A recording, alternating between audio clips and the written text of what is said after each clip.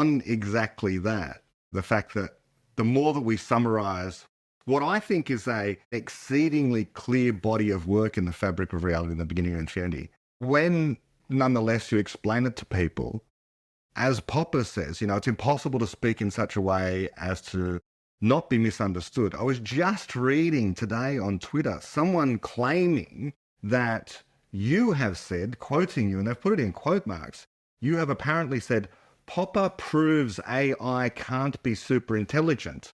And, I sort of respond, he never even speaks in those terms. That you wouldn't rely upon the authority of Popper to begin with. He wouldn't say prove.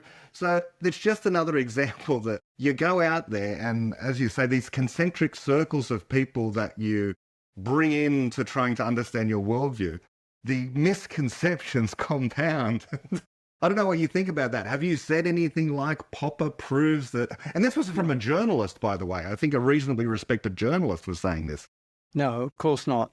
So, as you say, as soon as you see a claim that somebody has proved something, then, proved it from what? This isn't going to be Popper. It isn't going to be me. I've proved that if quantum theory is true, then the Turing conjecture is true in physics. That's what you can do with the proof. Proving something about AGI is inherently impossible if we don't have a theory of AGI. That, you can't prove something about something that you can't define. And anyway, proof isn't what these kind of things are about. These kind of things are about argument. And Popper, I can't recall Popper specifically saying anything about AI. It wasn't a thing in those days. This word proof is something we haven't talked about during our conversations, but you do hear it deployed quite often, such and such has been proved, as if to say, this stands in contrast to our notion of conjectural knowledge or fallibility. After all, once something has been proved, can't we carve it into stone and there it sits for all time? Is the notion of proof on a different level to the rest of our conjectural knowledge? Because it sounds, I think, to the typical layperson, as if it is. Yeah, well, it isn't. The difference between mathematics and other fields, as I've often said, is not in the way we find knowledge about them, but in the subject matter. The subject matter of mathematics is necessary truth. So when we make a discovery in mathematics, we're making a conjecture about what is necessary truth. So we're making a conjecture that something or other that we have defined is a necessary truth. But there isn't a difference in the way we create knowledge in our minds about mathematics or computer science or psychology or physics. They're all the same epistemologically. One topic that I kind of want to get into a little bit, if I can switch for a moment, is the topic of creativity.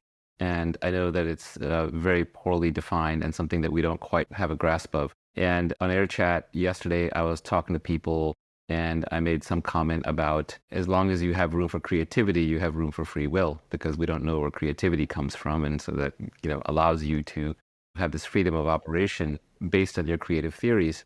I was making the point that true creativity is not from observation, it's not from induction, it's not from some algorithm that we know yet how to run, and it's not just mixing things together. And immediately the response was someone said, well, can you give me some examples of this creativity you're talking about? Right? So I think to people, they feel like when we talk about this form of creativity, we're just talking purely about scientific creativity like Einstein. And I think some of these examples that we use are so far out there that people think, well, they're not talking about creativity. They're talking about scientific discovery, which is not what they're talking about. And so most people seem to automatically fall into this trap that creativity is observation or recombination. And I wonder if we can just explore what creativity is, some real world examples that are just more down to earth, and just kind of, I'd love to once and for all put to bed this idea that it's recombination. I think you've done a great job showing that it's not observation, but I think the recombination metaphor keeps coming back, frankly, because of authorities like Steve Jobs, who authoritatively said creativity is just mixing things together. And that's a quote you find on posters everywhere. Yeah, well, it's only the word just that is false there. So, like I said yesterday, it's like saying humans are just atoms. We are just atoms in the sense that there isn't any magic thing in addition to atoms that makes us, but that's not to say that we are just atoms. if you take a snapshot of North America 1,000 years ago and then take another snapshot today, the difference between the look of Manhattan Island then and now cannot be explained without invoking creativity. Nothing but creativity could have produced that. There are no natural processes that will ever produce something like a skyscraper. So to explain the phenomena that happened on Manhattan Island, you need to invoke creativity. But now somebody will say, now point to some creativity. And I can zoom down on a particular architect with his old-fashioned draftsman's board and his paper and his ruler and his compass and his brain, and I can examine those with a microscope. And somebody will ask me, well, at which point did creativity happen? What was creative about what that architect did that was not just atoms and, if you like, bringing together ideas that had happened before? Well, if all our ideas are just recombinations of ideas that have happened before, then there's nothing new about the skyscraper that wasn't already there when our ancestors were banging rocks together. But there is. They didn't and couldn't build skyscrapers, and we can and do. At least I can't, but the human species can. The other side, they'll say, well, yeah, you can't go straight from banging rocks to skyscrapers, but they went from banging rocks to figuring out how to shape rocks to build tools, and then they recombined that knowledge of building tools and digging and so on and so forth. So it was just it was step-by-step recombination, almost like an evolutionary process. Well, an evolutionary process is also not just recombination. It's variation and selection. So again, it's the same thing. If you look at the DNA of successive generations of dinosaurs, and they turned into birds, each one of those steps is not evolutionary, and yet the whole sequence is. But it would be absurd to say that the design of a pterodactyl was already in the DNA of non-flying dinosaurs, or that the pterodactyl is just a combination of different things that were in the dinosaurs. It's just not true. The pterodactyl functionality was nowhere until it evolved. And it wasn't anywhere in the past, and not in the dinosaurs and not in the single-celled organisms that were the ancestors of dinosaurs. It just wasn't there. It was new when the ability to fly evolved in the lineage of dinosaurs. In the pterodactyl case, there was one or a series of random mutations that turned out to be adaptive for that set of genes. Yes. And those mutations were essentially blind. They were broken DNA strands or just new DNA strands. Yes. And in the human case, that's not quite what's happening. The search space we're going through is larger, and we're searching through it faster to make these creative leaps. Is that an intuition that you have? Is there any learning or knowledge behind that? I'm not trying to solve the problem of how creativity works. I know that's an unsolved problem, but for example, could one say that humans are narrowing the search space faster because the creative mutations, to coin a term, that we're making are not random, they are more directed? Or perhaps they're random, but they're random in our minds, and we cut through them so fast without having to implement them in the real world that perhaps we narrow the search space faster. Is our process faster? And if so, why? It's not only faster, it is explanatory, which means that because it's explanatory, it means it can leap over gaps in the knowledge space that couldn't be traversed incrementally. So in evolution, it's not only millions of times slower, it's inherently different in that not only can it only make small conjectures that are in the form of mutations, but it can only improve on things incrementally. So you can only make, pterodactyl wings if you previously had limbs, or if you previously had something that could be incrementally changed into wings, such that every microscopic change was still viable as an organism. So that's why we can't expect biological evolution to, my favorite example again, to evolve a system for deflecting asteroids. That is because there is no incremental problem situation where the expenditure of energy or whatever to deflect, the asteroid hit is once every few million years, and it cannot exert evolutionary pressure. So basically, the creative guesses that humans make, because they're explanatory in nature, they can leap through the entire idea space and form interconnections between any two ideas or any two states. Whereas biological has to traverse through the physical world limitations and what the organism is capable of right now. Yes, and it has to traverse it while staying alive. It has to be a viable organism all the way through.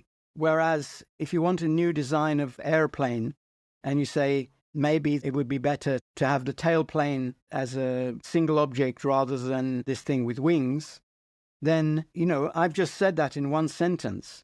And if that's a good idea, it could be criticized by an aeronautical engineer and so on. But to make that change incrementally will probably produce a whole series of airplanes that won't fly. So is this a consequence of being universal in nature? We can model any system in our head, and therefore we can connect any part of it to any other part of it? Yes, I mean, that's what we mean by being universal. We can get to any idea and criticize it for whether it is a good idea or not. So the aeronautical engineer doesn't have to test every single airplane that in his wild ideas, maybe he has a wild idea driving to work one day that maybe wings should be made of paper. So in that sense, the biological system is a highly focused analog computer that's running sort of a single algorithm. And the virtual system in our head is more like a digital programmable computer. So the DNA system is entirely digital. This incremental thing is not a continuous change. So one mutation is still a quantum difference. If you had a difference that involved less than one base pair, then the whole DNA would fall apart. If you try to replace adenine by glucose, then the whole thing wouldn't work as DNA at all. Although we speak of evolution as happening incrementally, it's incrementally in discrete steps. So both thinking and biological evolution happen in discrete steps. Biological evolution happens, though, in very small steps, which are undesigned. So there's no designer that designs the next mutation. It's random. It strikes me that the SETI project is looking for biomarkers. They're out there searching for evidence of biology. But the way you've poetically framed this idea of, well, there are billions of asteroids out there right now across the universe crashing into billions of planets right now. But here might be the one place where if you had the telescope pointed from another planet towards us, you would see the repelling of asteroids. This would be an indication of intelligence. There's no other explanation. There's no biological explanation. There's no random chance. There's no magic. It must be explanatory creativity that does that thing. And talking about Manhattan before, everywhere across the earth are rocks being eroded and inevitably being eroded by weathering and rain and whatever. But in some places, the cities of the world, there are rocks, call them buildings, which are not being so eroded, or insofar as they are, they're being constantly repaired again by explanatory knowledge. And so that introduces this idea of knowledge as resilient information, the very thing that will outlive even the rocks. So long as we can continue to survive, then the knowledge that we have will continue to survive, outlasting the longest existing things in the cosmos.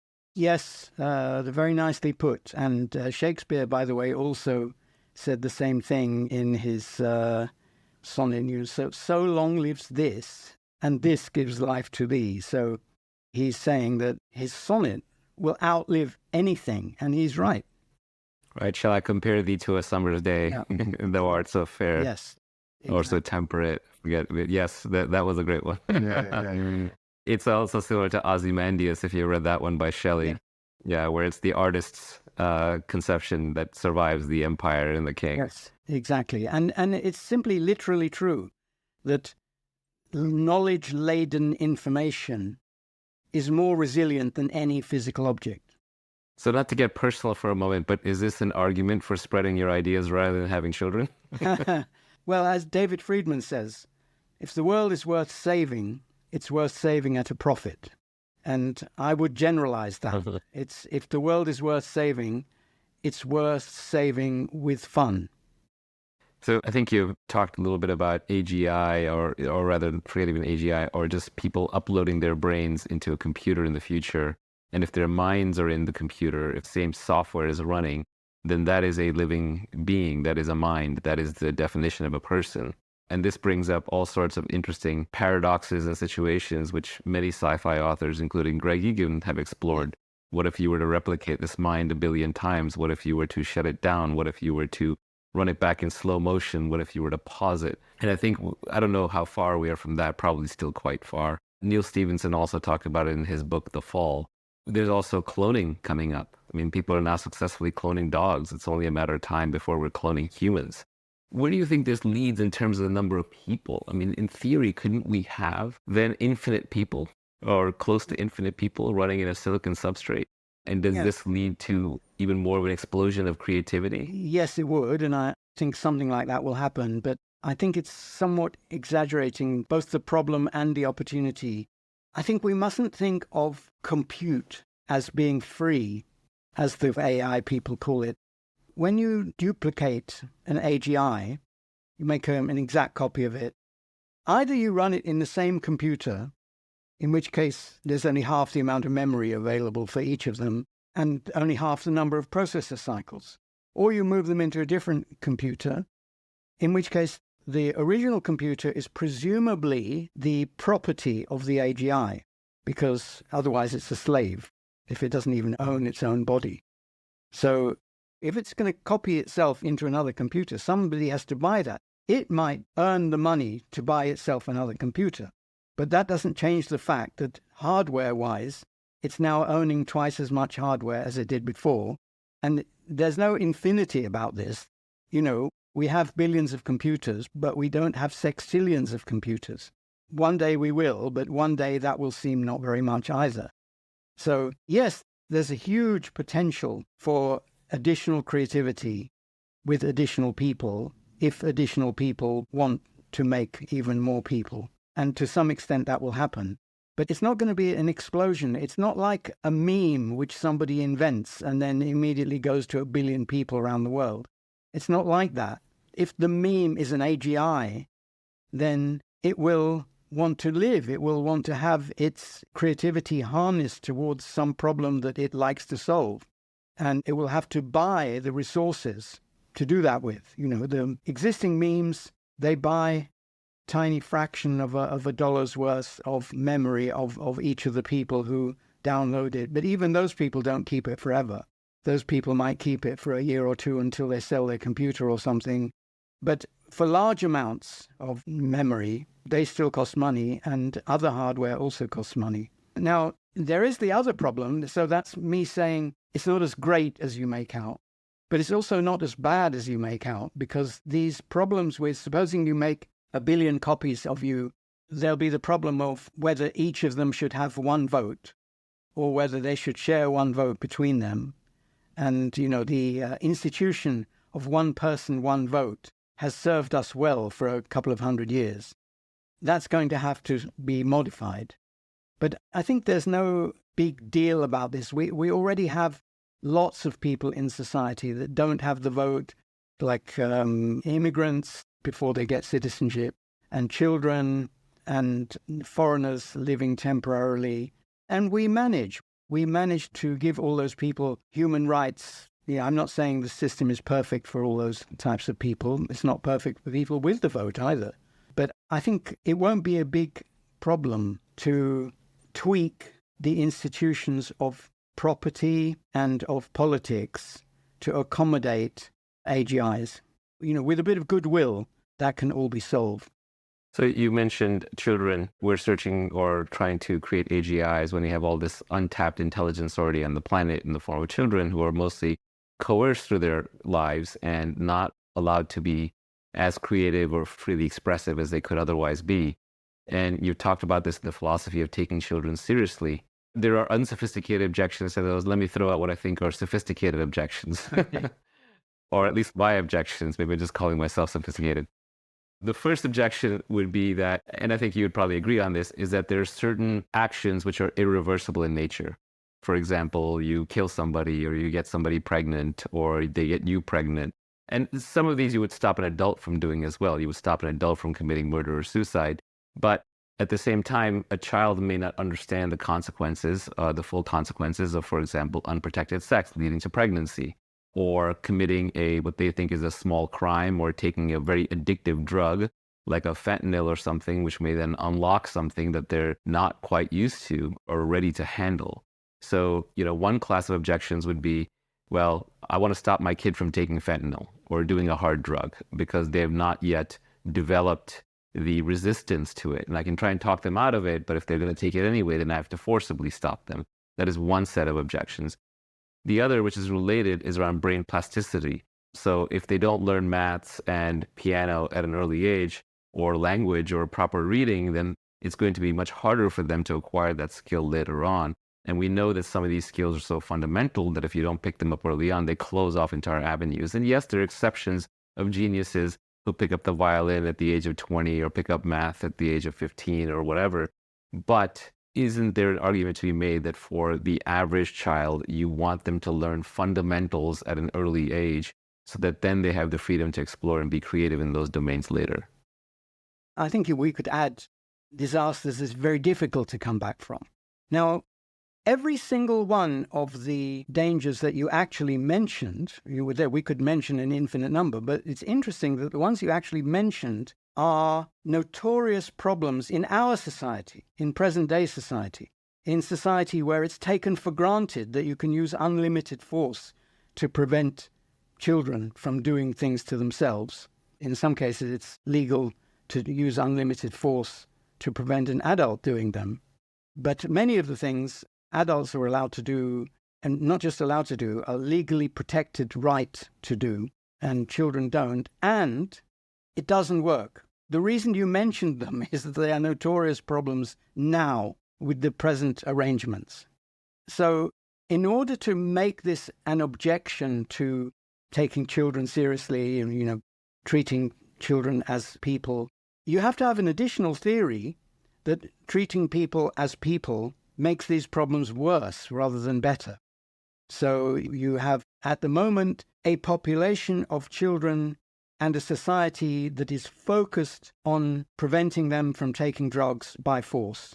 And yet thousands, millions of them take drugs, and some of them suffer irreversible consequences. So I think preventing this is a matter of knowledge. All evils are due to lack of knowledge. When you're unable to persuade somebody of something, there's a reason for that. It's not that people are inherently... I make the joke that people say that children are so gullible that they won't listen to a word I say. The stereotype involves them being infinitely gullible on the one hand and infinitely resistant to argument on the other hand, and often in the same breath, like in my joke. And it's not true. Children are universal. And what's more, they're not like AGIs. They're not just any old universal thing. They're a universal thing that is trying to integrate itself into our culture. Our culture is the best thing we know of. It's a disaster not to successfully integrate oneself into it.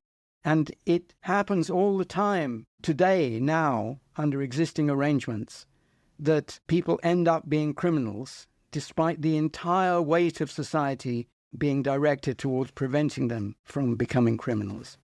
Now, one thing that we know is that the creativity to prevent the next generation from, taking drugs or becoming terrorists or whatever, cannot be creativity just exerted in the minds of the teacher, of society, of the adult. Learning has to be a creative act in the mind of the recipient. Always.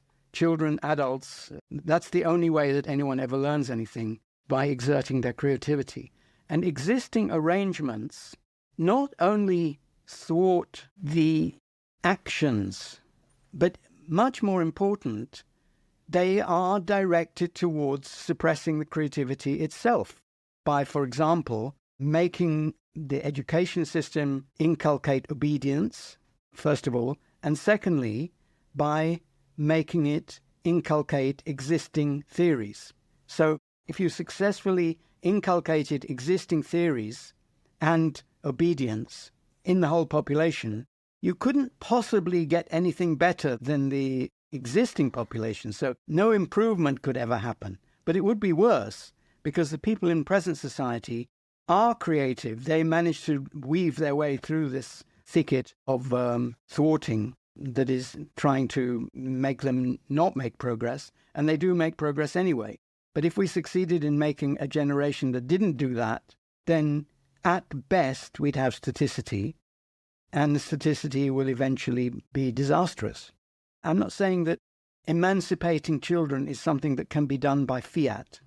It can't be done overnight by just saying we're going to do it, any more than we can instill scientific creativity in a person in the street who is not interested in science. That's not known. That's like arbitrarily programming somebody to be disobedient. It's inherently impossible. But to emancipate children from the institutions of society that are admittedly, openly designed to do those two things, namely create obedience and to replicate existing theories, that we can do, that it is known how to do. There are people who do it. Most of the parents who object to school do not really object to the underlying epistemology of school. They still believe what Popper called the bucket theory of knowledge or the bucket theory of the mind. They only think that the school has been pouring bad stuff into their children and they want to pour good stuff into their children. Whereas what I advocate is to give children access to whatever they want to pour into themselves. And pouring is the wrong metaphor because they create it internally. So in your model, it's closer to an unschooling than a homeschooling, because homeschooling is attempting to replicate the school in a home context. Yes. Unschooling might be, here's a library, here's your musical instruments, here's your access to other kids, and you choose. Well, yes, although this giving access is itself not a mechanical process. It involves thinking, what might the children want? What might they like? What might they want to know? What might they want to be warned of? It's a continual interaction, not a hands-off thing. It's coercion off, not interaction off. It's just that the interaction that I advocate is not directed towards obedience, and it's not directed towards any particular thing that I think, I think quantum theory is important. I don't think I have the right to force anybody to learn it, even if I think it would benefit them greatly. I don't think that's a relationship I want to have with somebody, and I don't think it's a good thing overall. What about the argument that brains are more plastic? Yeah, that was your second argument. Well, first of all, it's rather ironic, given that the existing pattern of education, as I say, is explicitly designed to waste all that plasticity by making everybody have the same ideas. Schools advertise saying, we're going to make your children all get A's. So in other words, we're going to make your children all alike. And let's imagine a school with a good ethos. It would be advertising, we're going to make your children all different. We're going to make them more different than you can imagine. All our alumni are radically different people from each other. Of course, we also think, hope, expect that they will all be nice people despite being radically different from each other. This plasticity notion, and this will likely upset our educationalists who might be listening and neuroscientists who might be listening, evokes the notion of hardware. So I don't know what you think about this, that there is this golden window supposedly early on in life where unless you get taught the language or unless you get taught the mathematics, then the window closes. And the parallel or the mirror image of this is you can't teach an old dog new tricks. So at one end is the golden opportunity for learning, and at the other end, learning is closed off from you. Now, I've got my own stock answer of this, but the cultural answer seems to be it is brain decay that goes on. You start out with a brain that is a sponge, and by the end, all hope is almost lost to you to learn anything new. What do you think about that? Well, I don't know the fact of the matter about how the brain works, and I don't think neuroscientists do either. But I'm not hostile to the idea that the hardware of a brain works better when one is young. I just don't think it's relevant to anything. I read somewhere that it's totally not true that you can't teach an old dog new tricks. Old dogs are just as able to learn new tricks as young dogs. So, but that's dogs. And I don't think we're like dogs anyway in the first place. And I don't think that dogs learning tricks is a good metaphor for humans learning mathematics. It's a different thing. Thomas Saz says that they should walk in different doors into different buildings in the university to discuss those things. Different people are different. There are people who like to learn languages. You can find them on the internet. And I'm flabbergasted by what they can do. There are people who learn Latin, but not just learn Latin. They learn realistic Latin, not as it's taught in Latin lessons, but how it was actually spoken. How do you find out how it was actually spoken? Well, this is a tremendous, sophisticated branch of history where they can actually learn a lot about how people used to speak. And I saw a video of a guy walking around Rome talking to priests in classical Latin and to see if they would understand him. And they kind of half understood him. And then, when they realized what was happening, they would say, what's happening? And then he would reply in medieval church Latin what he was doing. He'd saying, I'm doing an experiment. And then they would understand him. But he had the right medieval church Latin accent. And they have the present day Church Latin accent. And there are also people who learn lots of languages and speak it like a native, can't be distinguished from a native. So why are those people so rare? Well, I don't want to do it. If I could do it by snapping my fingers, I definitely would. But I'm not sufficiently interested to engage with other languages to the extent that I engage with English. By the way, another thing is that people are constantly learning their own language, their native language. And if one is interested in communication, one is doing that all the time. No two people speak the same English. Therefore, communicating, one of the reasons that Popper says, you can't speak so that it's impossible not to be understood.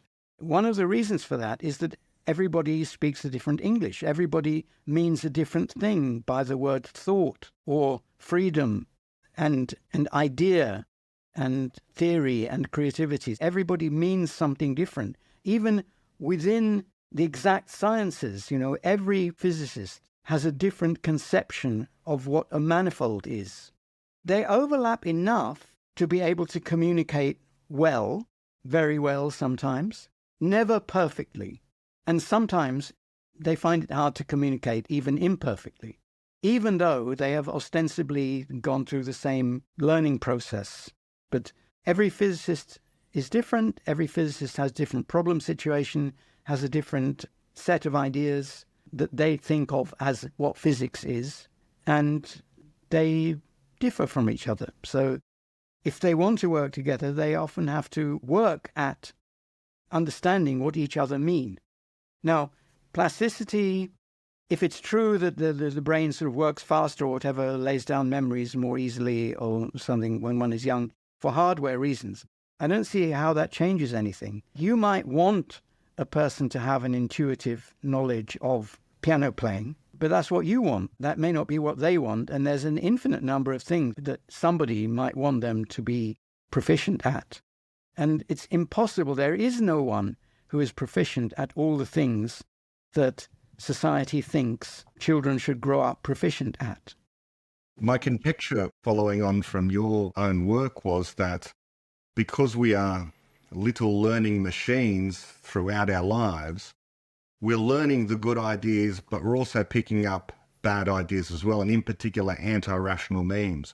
All the ways in which we might be embarrassed about trying to learn, the bad experiences we have while learning, especially at school.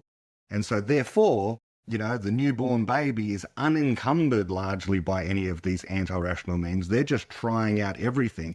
And they go through infancy, they're still very good, but by the time you get to primary school, you've been punished a couple of times, perhaps if you're going through the traditional schooling. So your capacity to learn gets worse and worse and worse until by the time most of us are adults, we've had some bad experiences with learning. And towards the end of your life, you're tired of learning because you associate it with punishments, or you associate it with embarrassment or shame.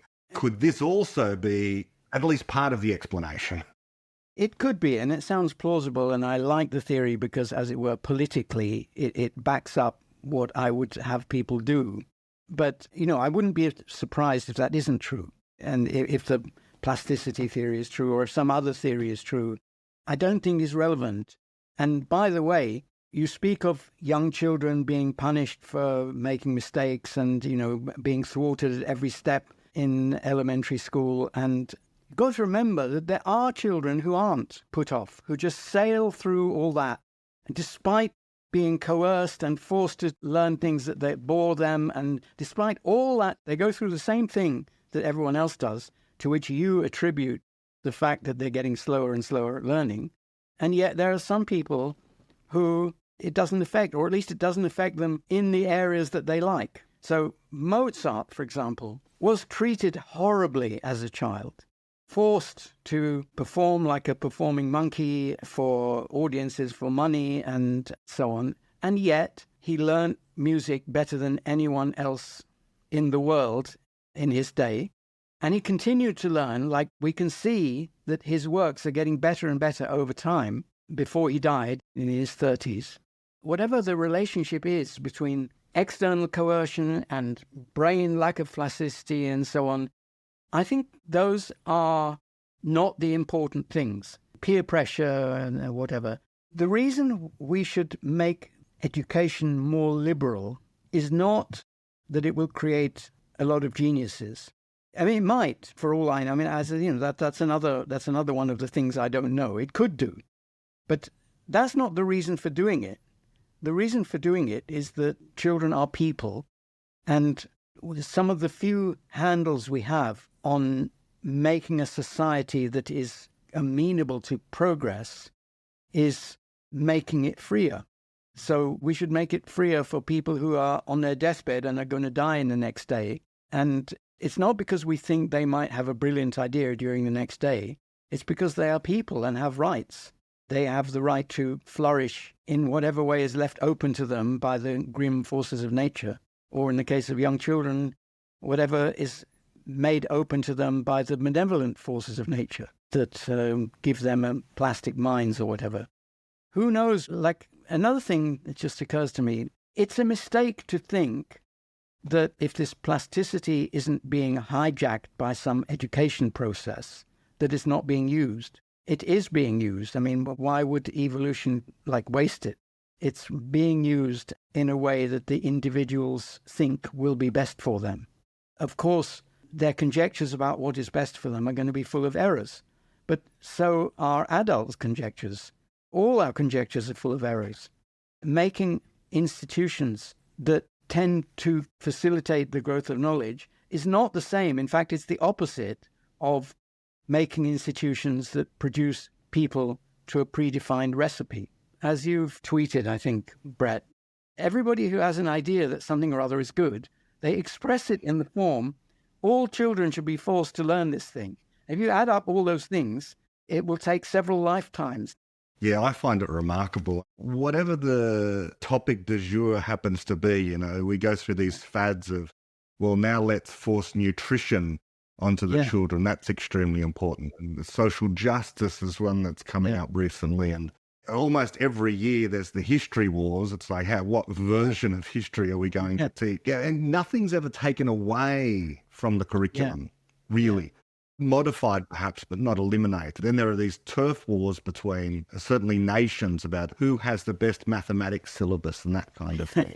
I suppose one thing that young people are ever eager to do is to emulate people they admire, of course. And so I think there are a number of people out there, young, who would admire, especially yourself, and they would think, I would like to be able to do that thing. I would like to be able to contribute to that thing.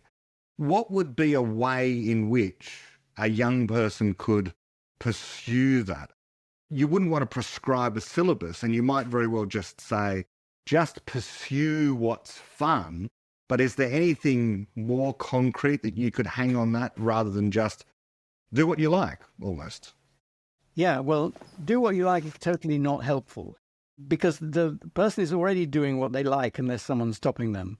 But there's also nothing you can say if you know nothing about their problem situation. So there's no generic thing you can advise someone to do. If you've watched a documentary about Michael Faraday and you think, that's the kind of person I want to be, well then, okay, that's a starting point. Then we can talk about, first, the fact that you can't reproduce Michael Faraday's environment and you wouldn't want to. So, what is it about Michael Faraday? Okay, well, Michael Faraday had a laboratory in the basement of the Royal Institution, and there he would fiddle around with electrical things. Well, okay, that's a beginning, but, you may not have enough money to set up your own laboratory. Actually, if you're starting out fiddling with things, it doesn't really take money. I'm imagining a non-existent person here and giving them advice.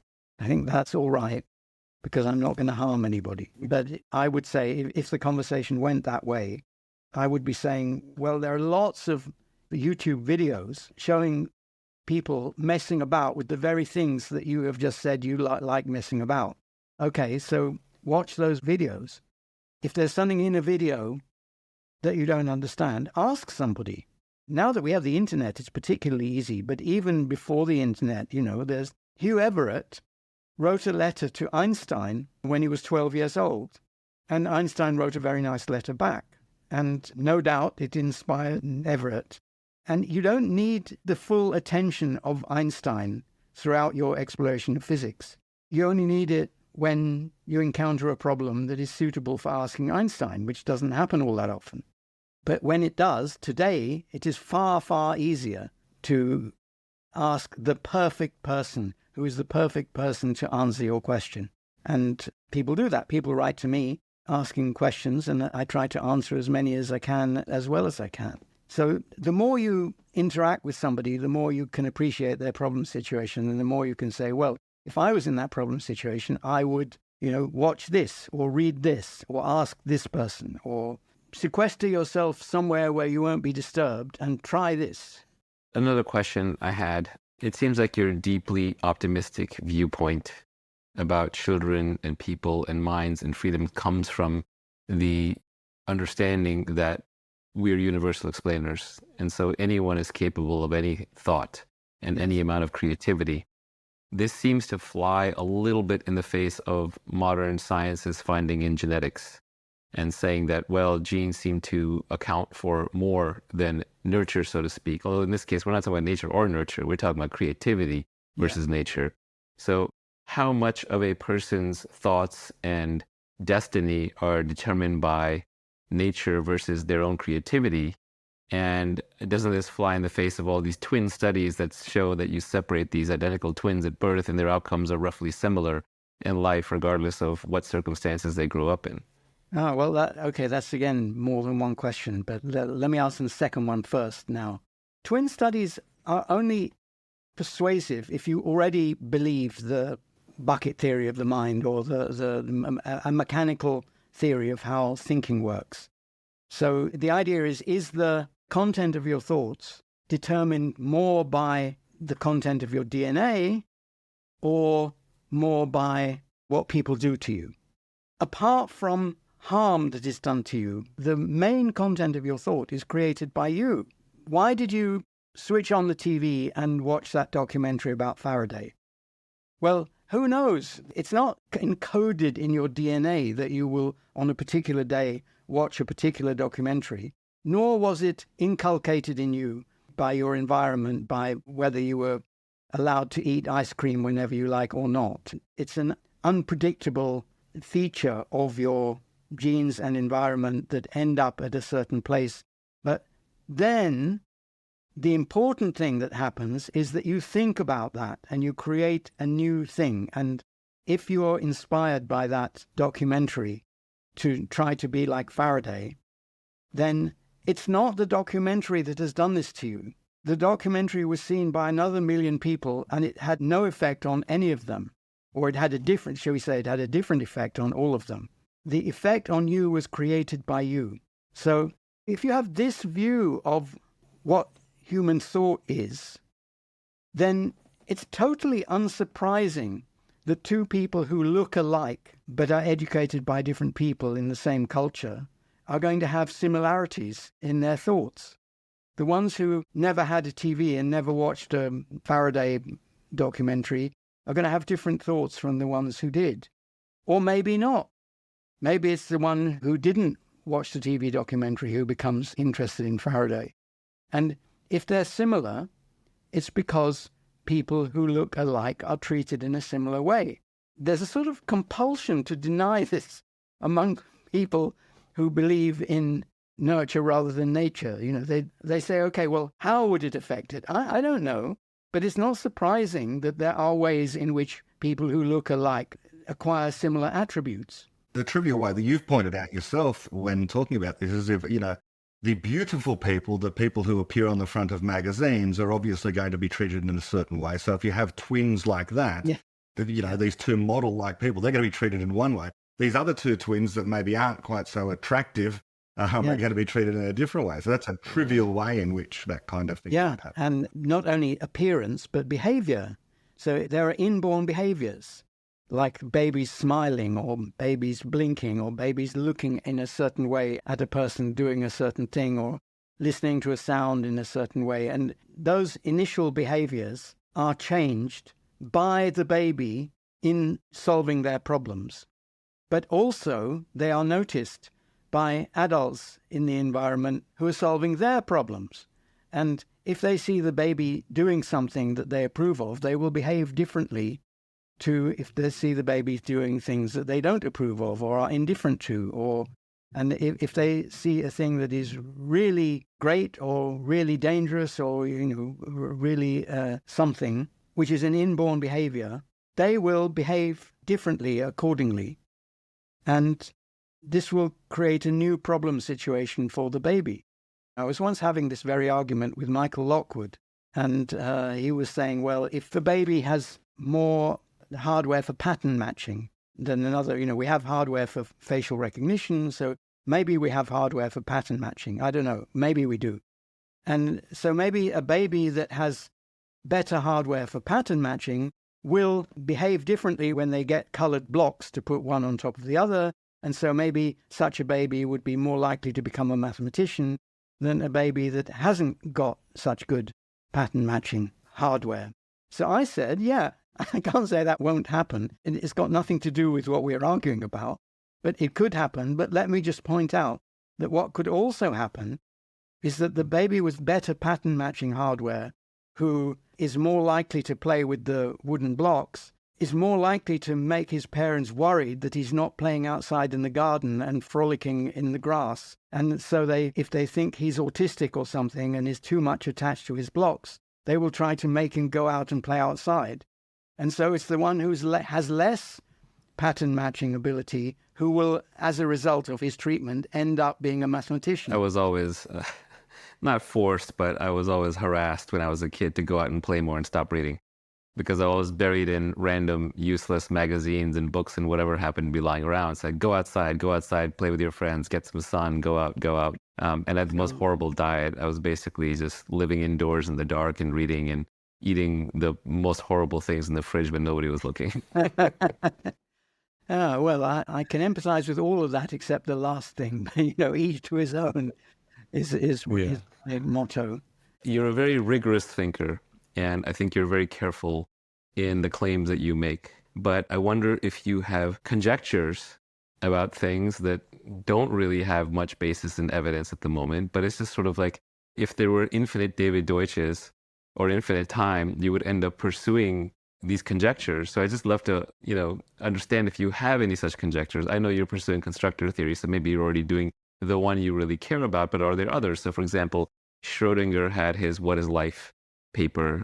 People have always been wrestling with consciousness. That's another one.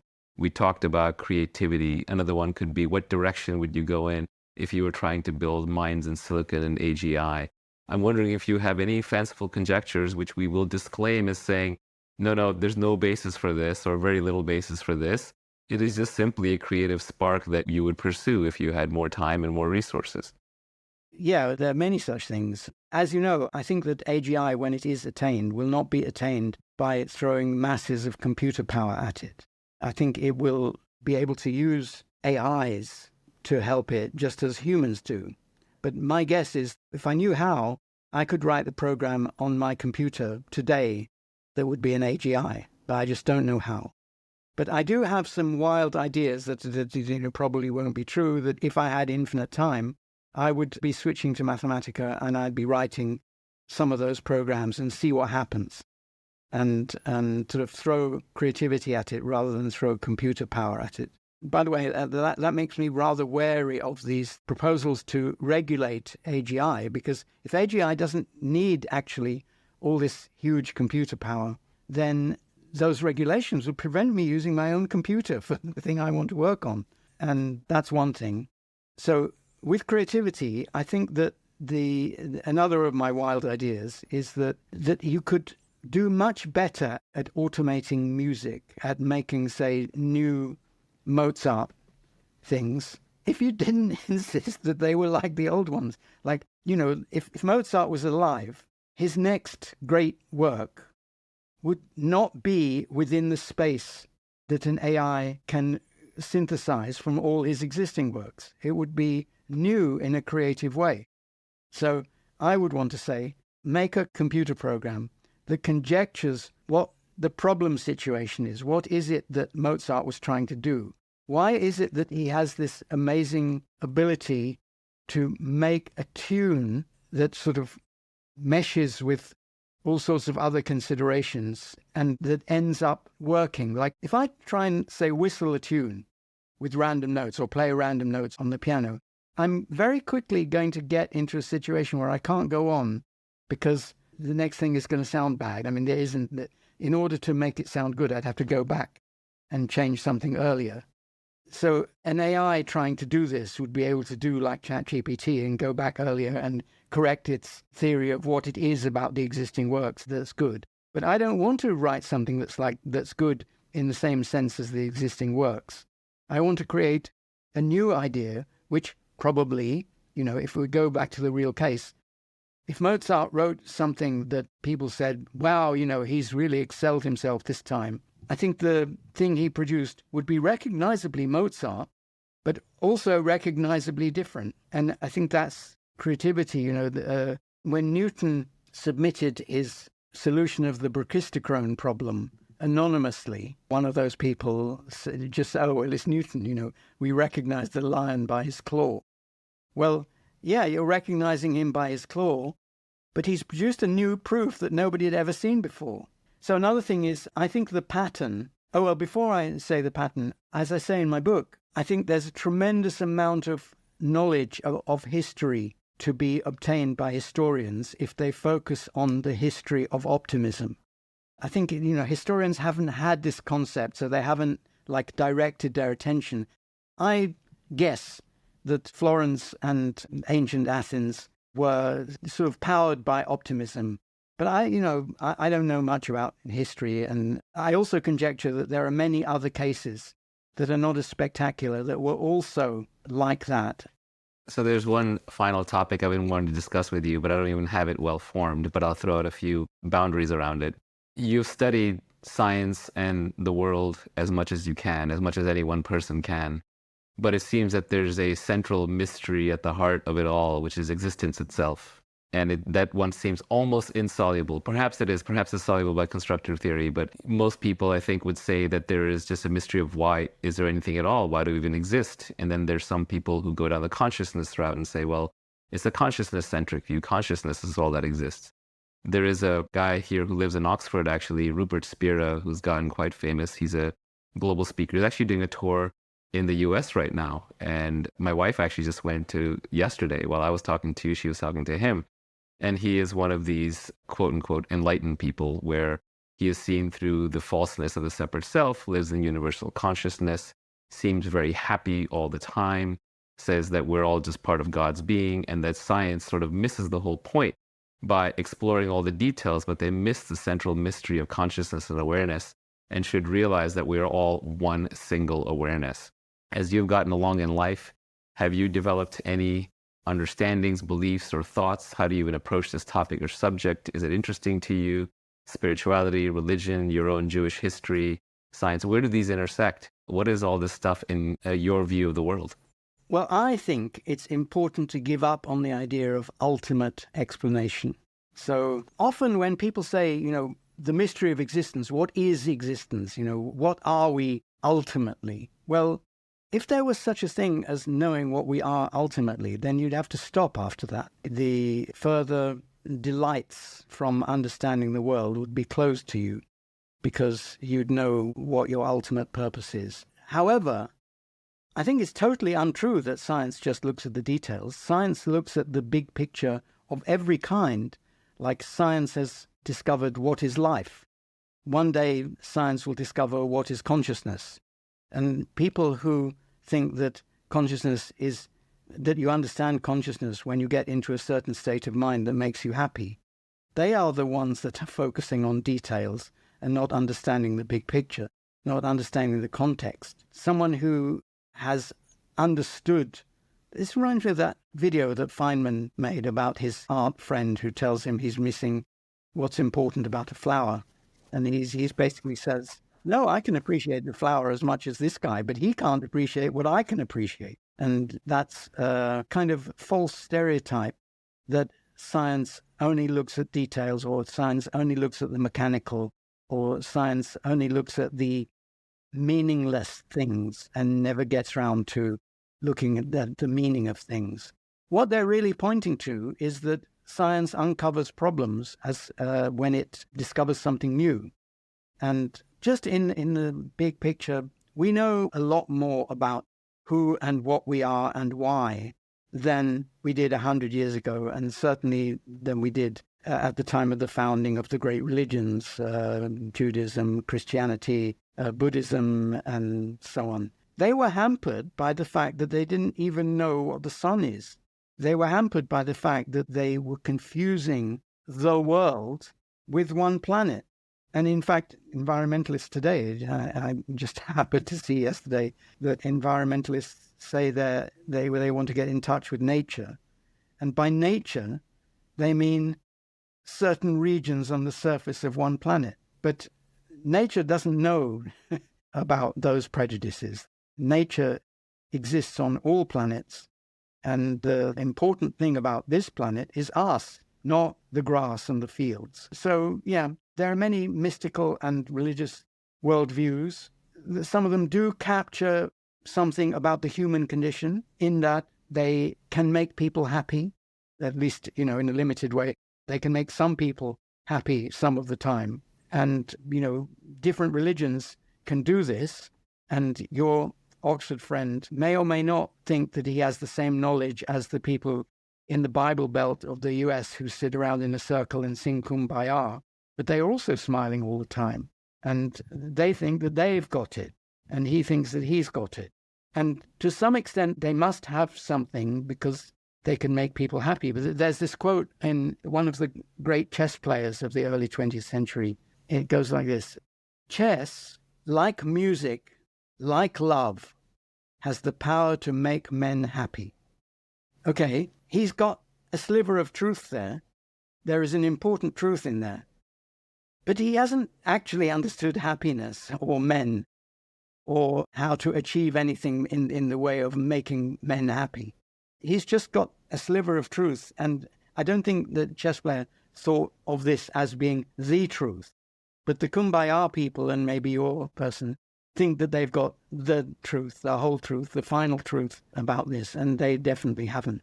It's funny because on Air Chat, Brett and I were having a conversation with some people. There was a critical rationalist meetup, and they created an Air Chat group where they wanted to talk critical rationalism. And I think both Brett and I were very uncomfortable participating in any group with a name. It sort of suddenly felt like now there's the argument of what is the central dogma of this group. Yes. Lovely people, wonderful people, need more of them in the world. But the problem is that all free thinking comes from the individual. And the moment you make a group, then the group has to have agreements to stick together. And so group cohesiveness becomes the overriding phenomenon rather than looking for truth. I couldn't agree more. Well, thank you so much, David. You've been incredibly generous with your time.